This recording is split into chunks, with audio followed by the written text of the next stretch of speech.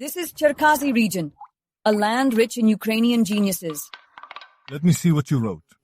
That's how the crooked mirror has distorted our history for centuries, especially the history of the greatest sons of Ukraine. And one of them is Bohdan Khmelnytsky. Since childhood, Bohdan dreamed of becoming a great warrior and defending the Ukrainian land, which at that time was part of the Polish-Lithuanian Commonwealth.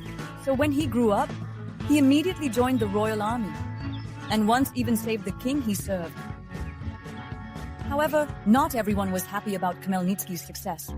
Daniel Chaplinsky, Bohdan's longtime neighbor, was jealous of him and came up with a sinister plan. Daniel broke into Khmelnytsky's family estate, robbed it, and almost killed his son.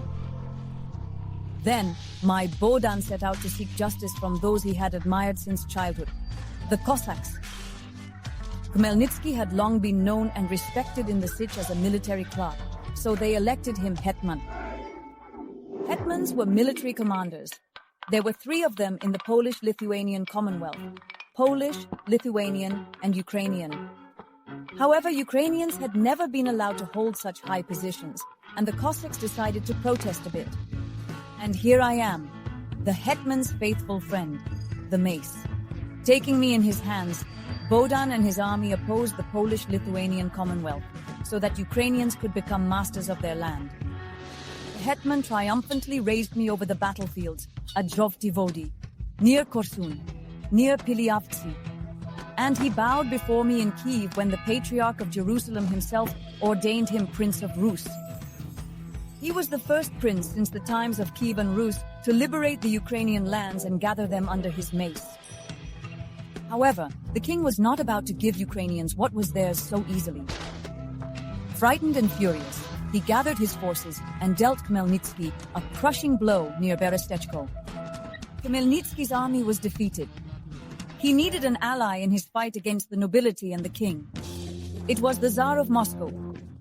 That's how the Pereyaslav Agreement was signed, which the crooked mirror liked the most. Nevertheless, the Tsar betrayed Khmelnytsky and secretly made a deal with the king of the Polish-Lithuanian Commonwealth. My Bohdan was a wayward man. Angry, he began to look for new allies. They were European countries that were ready to recognize the Ukrainian state.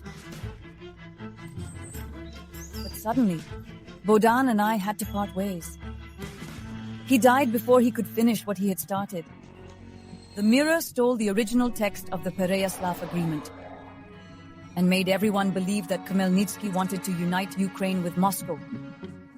It also kidnapped me so that I would never tell the truth. This evil has moved from the mirror to the TV. But soon, I will overcome it. And Ukraine will flourish as my Bohdan dreamed it would. Discover extraordinary Ukraine with the travel book. Say as I taught you. Don't watch fake news, subscribe to the channel.